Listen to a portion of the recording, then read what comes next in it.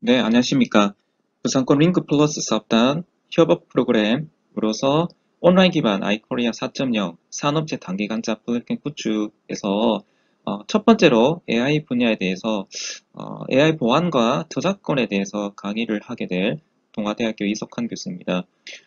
요 근래에 많은 연구와 산업에서 인공지능에 대한 관심과 급격히 발전이 많이 되고 있는데 그 이면에는 이 인공지능에 대한 많은 취약과 약간 보안에 대한 문제점이 있습니다. 이 부분에 대해서 제가 이번 강의에 간략하게 한번 다뤄보도록 하겠습니다.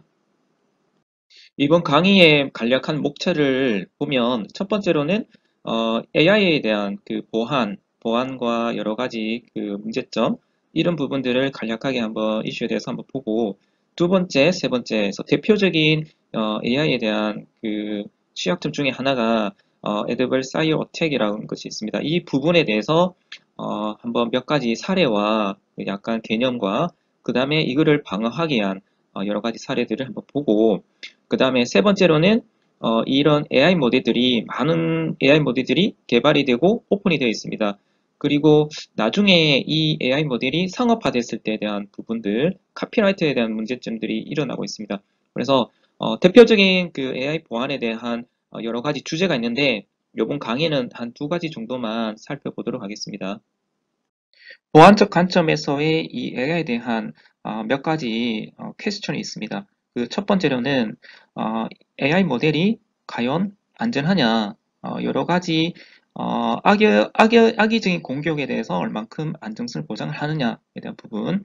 그리고 두 번째로는 AI 모델을 통해서 나오는 이 결과에 대한 데이터들이 과연 트러스트하냐, 믿을 수 있느냐에 대한 부분. 그리고 세 번째는 첫 번째와 약간 비슷한 맥락이 될 수가 있는데 잘못 사용될 가능성이 있느냐, 예, 악용 케이스가 되겠죠. 그 다음에 마지막으로 네 번째, 모델 학습하는 과정에서 많은 데이터들이 필요합니다. 이 과정에서 과연 데이터에 대한 프라이버시에 대한 문제는 없느냐, 개인에 대한 데이터뿐만 아니라 약간 공공 데이터 또 이렇게 오픈되지 않는 그런 데이터에 대한 프라이버시가 과연 문제는 없느냐에 대한 네 가지 보안 관점에서의 질문이 있습니다. 앞에 네 가지의 질문에 대한 AI 보안에 대한 이슈를 한번 간략하게 보면 첫 번째로는 AI에 대한 시큐와 트러스트 관점에서 에 대한 공격으로 대표적인 게 이제 Adversarial Attack, 적대적 공격이 있습니다. 자, 두 번째로는 데이터 프라이버시에 대한 문제. 그래서 머신러닝, 딥러닝, AI에 대한 하나의 어떤 러닝 관점에서 데이터 프라이버시랑 그 다음에 그 익명성에 대한 부분을 과연 보장할 수 있느냐에 대한 부분이 되겠습니다. 그 다음에 세 번째로는 악용 케이스 중에 대표적인 악용 케이스가 딥페이크가 있습니다. 그래서 가양에 의한 딥페이크에 대한 부분을 어떻게 이거를 막을 수 있느냐에 대한 부분. 그리고 네 번째로는 카피라이트 측면인데 이런 그 ML-ETL, 그러니까 딥러닝, 머신러닝 모델에 대한 카피라이트와 베리피케이션에 대한 문제가 또 일어날 수가 있습니다. 그 다음에 나머지 영역에는 기존의 어떤 그 보안적인 기술들, 인포메이션 시큐리티에 대한 보안 이슈, 그 다음에 악성 코드, 그 다음에 네트워크 침입, 탄지 뭐 이렇게 분석하는 그런 다양한 시큐리티 테크닉을 이런 AI를 활용해서 기존 보안 기술을 어떻게 적응할 거냐에 대한 이슈가 또 있습니다. 그리고 마지막으로는 그러니까 우리가 많이 사용하는 그 컨텐츠들, 그 이미지랑 비디오 3D, 그 다음에 또 뭐 드론이라든지 3D 프린터 해당하는 그런 애플리케이션 영역에서의 이런 보안 이슈가 또 많이 그전에도 많이 있었고 지금도 진행되고 있는데 자 이런 융합 보안이죠. 그러니까 융합 보안에 대한 응용 기술로서 자 이런 AI 기술들을 어떻게 활용할 거냐에 대한 이슈가 있습니다. 그래서 대표적으로 한 6가지 정도 나눴는데 요번 강의에는 제가 준비한 자료는 첫 번째 이 적대적 공격에 대한 부분과 그 다음에 이 카피라이트 부분, 이 인공지능 모델, AI 모델에 대한 카피라이트에 대한 부분을 한 두 가지 정도 말씀을 드리도록 하겠습니다.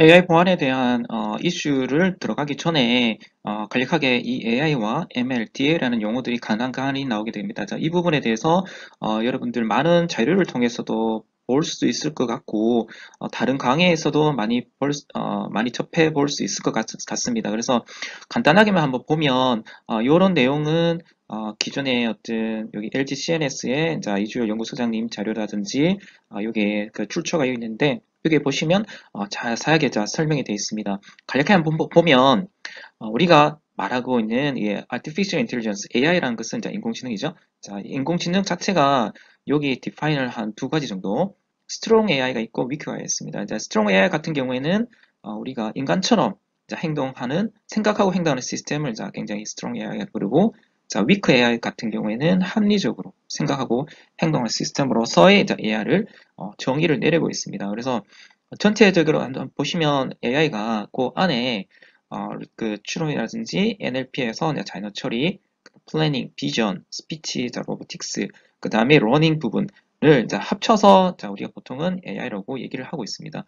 그 중에 AI라는 곳 안에 어떻게 학습할 건가에 대한 부분이 또 들어가 있는데, 대표적인 것이 머신러닝, 이게 기기 학습이라고 그러죠.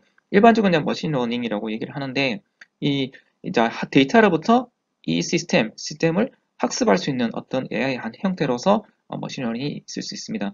그 대표적인 것이 머신러닝이 그 슈퍼바이즈드 러닝, 답을 주고 그 다음에 이 학습하는 방법, 그 다음에 언슈퍼바이즈드 러닝, 답 없이 학습하는 방법, 그 다음에 요 근래에도 요런 이 리인포스먼트, 강화 학습이 좀 많이 이슈가 되고 있는데, 자, 요런 세 가지 정도의 그 러닝에 대한 머신러닝이 주가 되고 있습니다. 그 중에서도 딥러닝이라고 해서 심층학습, 자, 뭐 이렇게 슈퍼바이즈든 언슈퍼바이즈든 리인포스먼트라도 이런 여러 가지 층을 쌓아서 레이어를 여러 가지 그러니까 딥하게 해서 이 신경망을 통해서 학습하는 방법 중에 하나가 딥러닝이 되겠습니다. 그래서 딥러닝에 관련된 연구도 지금 많이 한꺼번에 또 많이 진행되고 있는데, 딥 뉴럴 네트워크, RBM, DBN, CNN, 대표적인 게 CNN이랑 그 다음 LSTM이 많이 접하고 있습니다. 자, 그래서 AI라는 것이 큰 주제로서 있고, 거기 안에 러닝 방법으로서 머신러닝, 그 다음에 머신러닝 안에서도 우리가 많이 접하고 있는 딥러닝, 이런 식으로 구조가 되어 있습니다. 그 다음에 또 이게 여기 빠질 수 없는 것은 데이터 부분이죠. 예, 데이터. 그래서 이 데이터가 한 영역이 이렇게 있는데, 거기 안에 그 AI든 ML이든 DL이든 거기 안에 빅데이터를 어떻게 이렇게 학습을 하고 이렇게 추론을 하고 결과를 내리고 하는 것도 같이 이렇게 영역으로 같이 포함이 되어 있습니다. 자, 그러면 첫 번째 이 적대적 공격과 방어에 대해서 한번 알아보도록 하겠습니다. 이 적대적 공격이라는 것은 딥러닝 모델에서 보통 이제 분류를 많이 하죠. 분류를 하고 세그멘트하고 이렇게 좀 많은 이렇게 하고 있는데, 그 중에 이제 클래시파이어 분류기에, 이 분류기에서 약간의 어떤 퍼큐베이션을 약간 가합니다. 약간 교란은 이렇게 변이를 약간 해서 적용을 하면 얘가 이 딥러닝 모델 클래시파이어를 잘못 오분류를 발생하도록 이렇게 여러 가지 케이스를 만드는 그런 공격이 되겠습니다. 자, 요 자료, 적대적 공격에 대한 여러 가지 그 이론과 개념과 간단한 몇 가지 사례들을 발췌했는데, 발췌한 자료는 앞에 보신 요 레퍼런스를 이용을 해서 제가 이번 강의에 자료를 만들었습니다. 적대적 공격에 대한 대표적인 그 그림이 요 판다 그림을 보통 많이 나오게 되는데, 자, 이 자료가 예전에 2014년도 쿡펠러라는 이 연구자의 논문을 통해서 나오는 케이스가 되겠습니다. 한번 보시면 이 판다라는 사진에 판다가 있죠? 자, 이 판다에다가 분류기를 통하면 당연히 판다가 나오겠죠.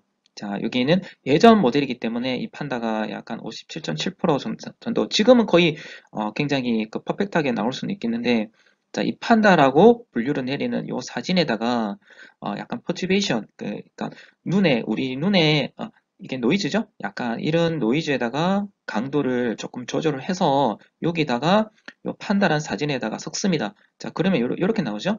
이 그림을 딥러닝 모델을 넣었을 때, 클래시파이어를 했을 때는 기본이라고 다른 긴팔 원숭이가 되겠죠? 긴팔 원숭이에 대한 글은 5분류로서 이 정확도가 99.3%로 이 기분이라고 잘못 판정을 내리도록 이렇게 어택을 강하는 경우가 되겠습니다.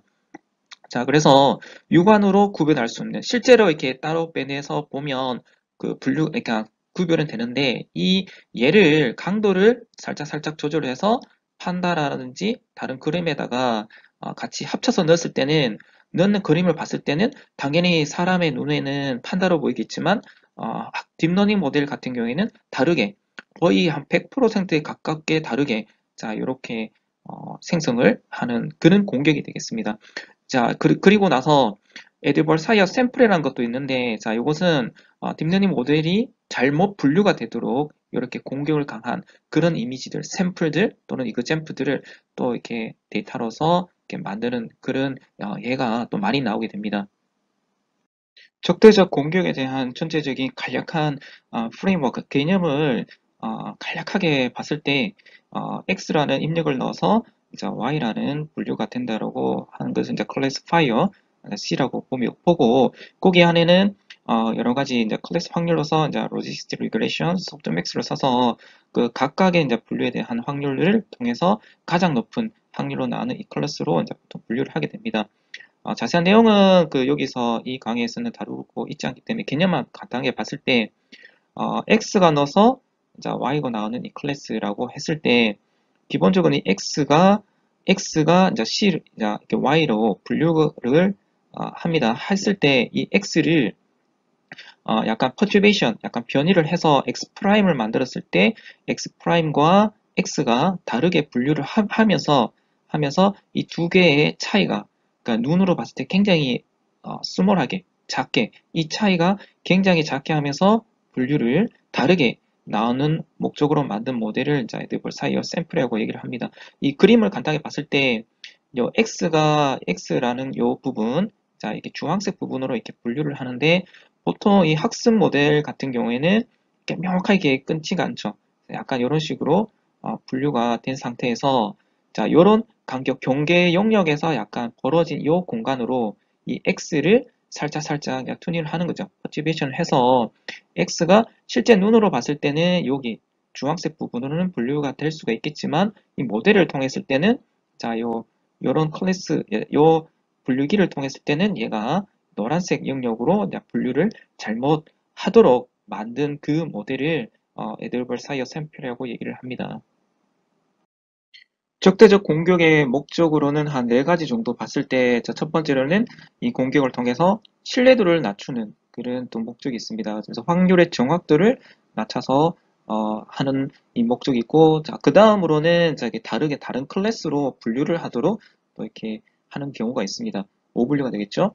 그 다음에 세 번째로는 자, 의도된 오분류라고 해서 여러 가지 클래스가 있는데 특정 클래스로 매핑이 되도록 하는 자, 이런 또 공격도 있습니다. 의도된 오분류.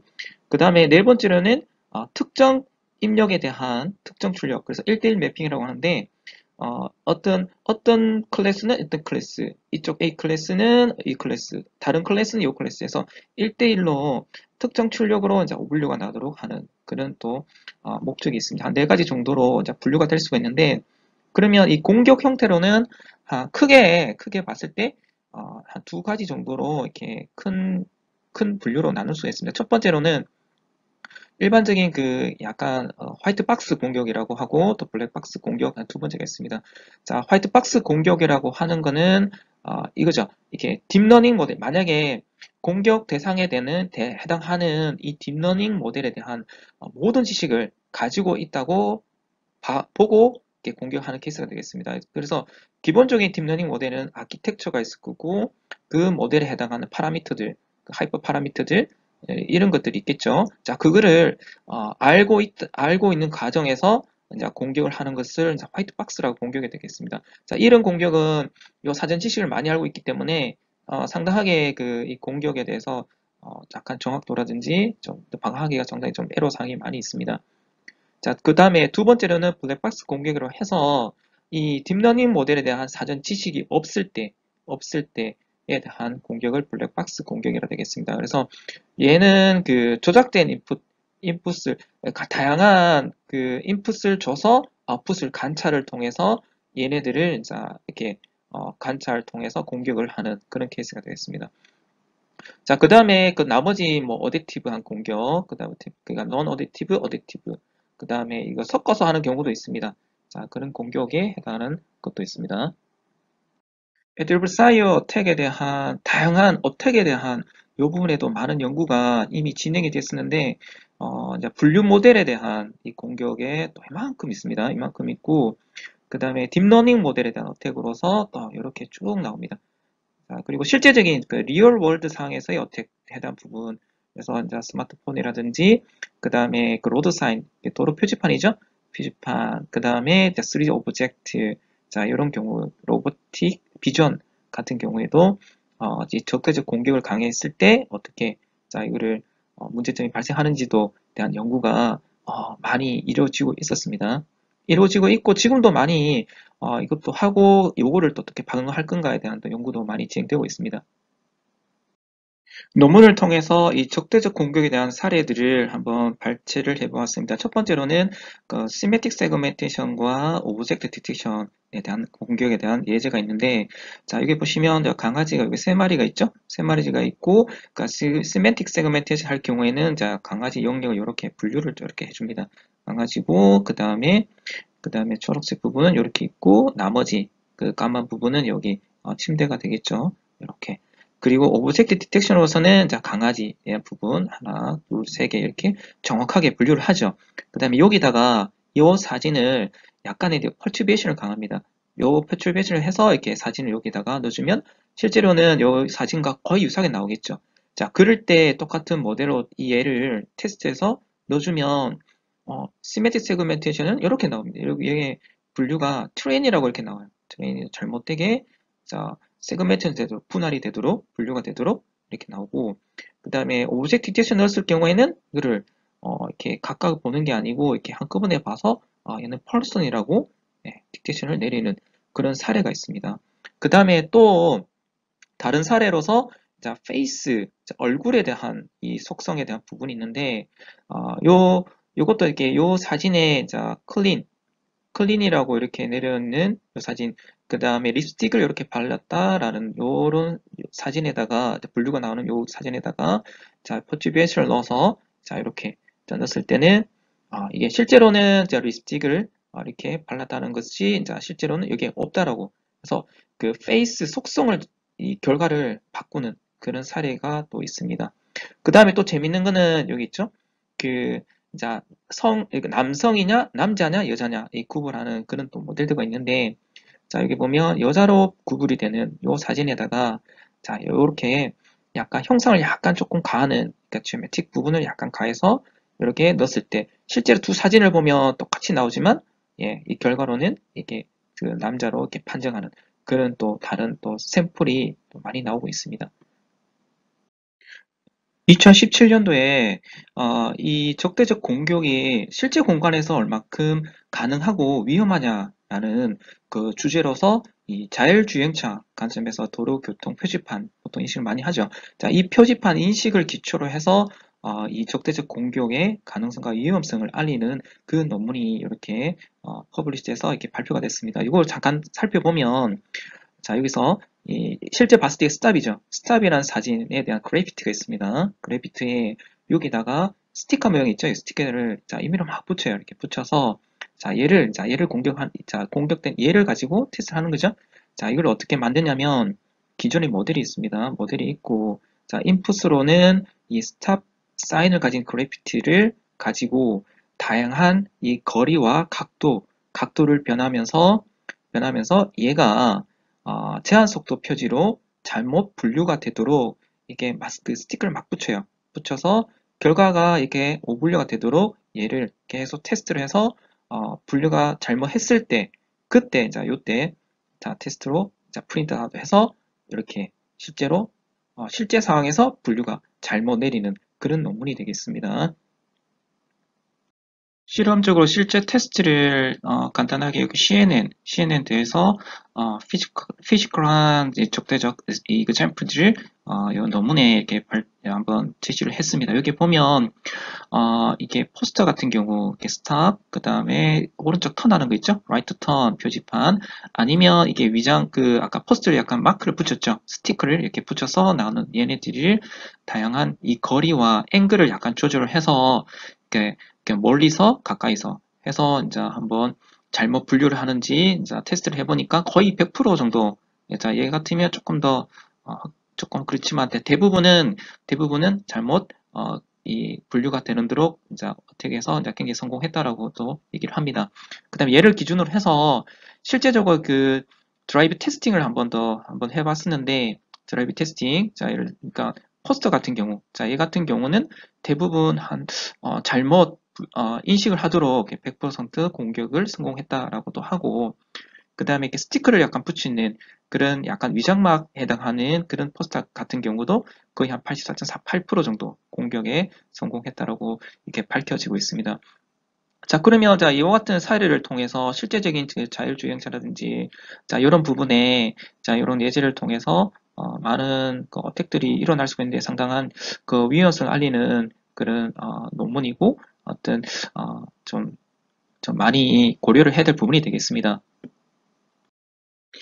그러면 이 적대적 공격이 일어나면 그걸 어떻게 방어할 건가에 대한 여러 가지 다양한 기술들도 많이 연구가 진행이 되어야 될 건데, 자, 그러면 이 연구적인 측면에서 이런 애드버스 사이어 샘플들을 다양하게 데이터들을 만들어서 얘를 실제적 연구 입장에서 잘못 분리된 거를 잘 캐치해서 딕테이션 내릴 건가에 대한 부분도 많이 이루어지는데 거기에 필요한 이미지넷 A라고 해서 방대한 어떤 실제 사진의 어드버사이 샘플에 대한 데이터셋을 UC 버클리하고 자, 워싱턴 유니버시티에서 이렇게 데이터셋을 만들고 있습니다. 그러니까 이미지넷 A라고 했을 때 일반적인 어드버사이 어택에 대한 그런 데이터셋이 되겠습니다. 간단하게 보면 들어간 파일을 맨홀이라고 맨홀 커버라고 잘못 분류가 99%가 되는 그런 사진이 되겠습니다. 자, 이런 부분들을 다양하게 자, 잘못 분류가 되는지 잘 분류가 되는지 한번 미리 그 테스트해서 잘 분류가 되도록 이렇게 연구가 자, 필요하겠죠. 적대적 공격에 대한 방어 기술 또한 같이 연구가 많이 진행되고 있습니다. 그 중에 대표적인 것을 한 세 가지 정도 이렇게 한번 제시를 했는데 그 첫 번째는 그 적대적 공격에 대한 이 많은 샘플들을 자, 학습을 하는 거죠. 자, 얘는 적대적 공격에 대해서 잘못 분류되어 있는 샘플이라는 것을 미리 학습해서 얘가 잘못 분류되지 않도록 이렇게 거꾸로 하는 방어 기술이 되겠습니다. 근데 이거 마찬가지로 그 적대적 공격 자체가 많이 또 기술이 또 진화되고 발전되고 있기 때문에 거기에 맞춰서 마찬가지로 또 샘플들이 또 다양하게 나오겠죠. 그래서 대부분은 약간 민맥스 게임 형태로 진행이 되고 있습니다. 자, 두 번째는 그 랜더마이제이션이라고 해서 이 적대적 공격에 해당하는 그 가하는 이런 변이들, 그 퍼튜베이션의 이런 효과들을 조금 더 완화시키기 위해서 이렇게 사이즈라든지 그 영역을 약간 랜덤화 시켜서 이렇게 딕테이션하는 그런 방법이 되겠습니다. 오른쪽에 보면 이 그림이 랜더마이제이션 기반의 방어 기법 중에 하나인데 이미지가 들어오면 자, 요 사이즈를 리사이즈 하죠. 예. 약간 크기를 조절을 합니다. 이때도 크기도 랜덤한 크기로 할 수도 있습니다. 그 크기 조절, 그 다음에 자 입력 이미지, 그 다음에 딕테이션 할 때에 똑같은 사이즈로 만들기 위해서 이제 나머지 영역을 패드를 하는 거죠. 패드. 이것도 마찬가지로 패딩 자체도 자 랜덤한 게 또 들어갈 수 있습니다. 자 그래서 요 방법의 요 기법은 자 사이즈와 패드 자체를 랜더마이제이션 해서 그렇게 해서 이제 클래스 파일을 하는 분류를 하는 그런 방법이 되겠습니다. 자, 세 번째로는 디노이징. 자, 이거는 그 노이즈를 추가하는 거죠. 마찬가지로 이렇게 퍼튜베이션 자체를 완화시키기 위해서 또는 일부분 또는 전체를 거꾸로 제거하기 위해서 자, 이게 잡음을 주 화이트 노즈라든지 자, 이런 거를 자, 거꾸로 넣어서 자, 딕테이션하는 그런 방법이 되겠습니다. 자, 그러나 이 세 가지 방법 이외에도 많은 방법들이 연구가 되겠지만 100% 이게 방어를 할 수 있는 상황은 아니고 계속 저기 어택과 마찬가지로 디펜스 하는 방법도 계속 진화하고 발전이 하고 있습니다.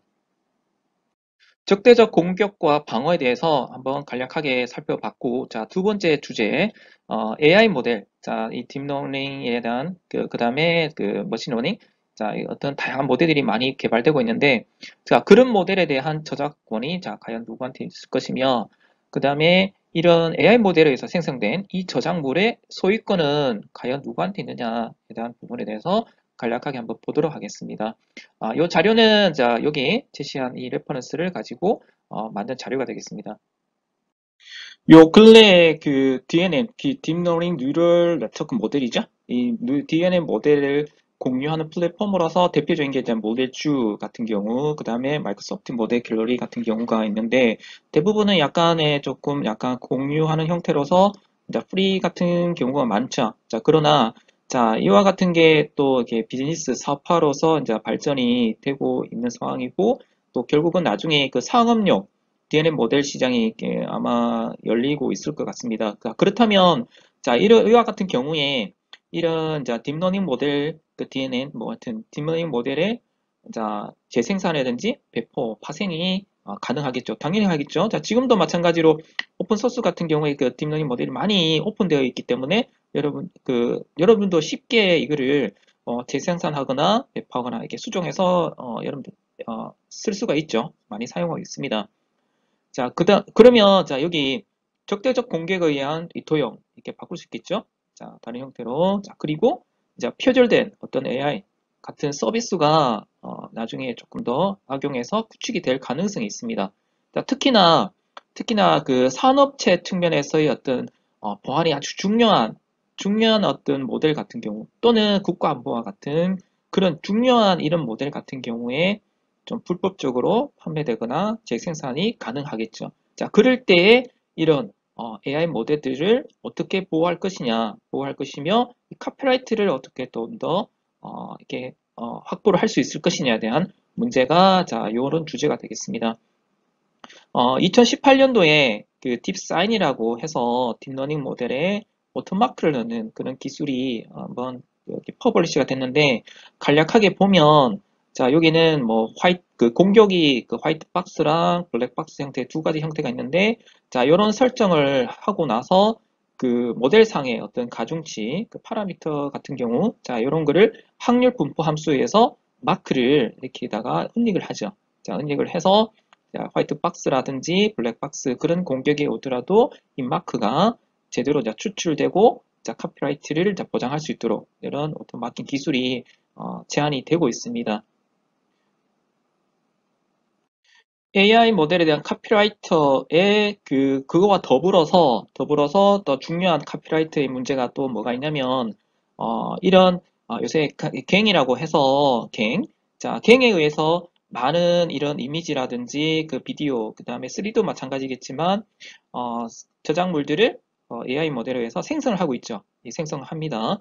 자, 그래서 갱 모델이 여러 가지가 지금도 많이 파생되어 있고 많이 연구가 많이 됐었습니다. 그래서 갱에 의해서 이제 뭐 인프루드 갱뭐 이렇게 쭉 많이 나와요.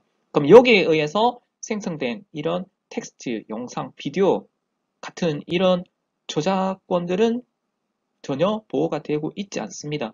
자, 그래서 이런 부분을 소유권이 과연 누구한테 있을까에 대한 부분도 법적인 측면 또는 기술적인 측면이 많이 부각이 되고 있습니다. 그래서 2019년도에 그 AIPPI라는 월드 컨그레스 여기에서 자, 법적으로 인공지능 이런 모델, 그러니까 Artificial Generated Work, 그 저작물, 그 다음에 작품에 대한 카피라이트가 과연 자, 이 카피라이트 문제가 없느냐, 누구한테 있느냐, 일단 법률적 접근이 작년이죠? 예, 작년부터 접근이 이슈화 되고 있습니다.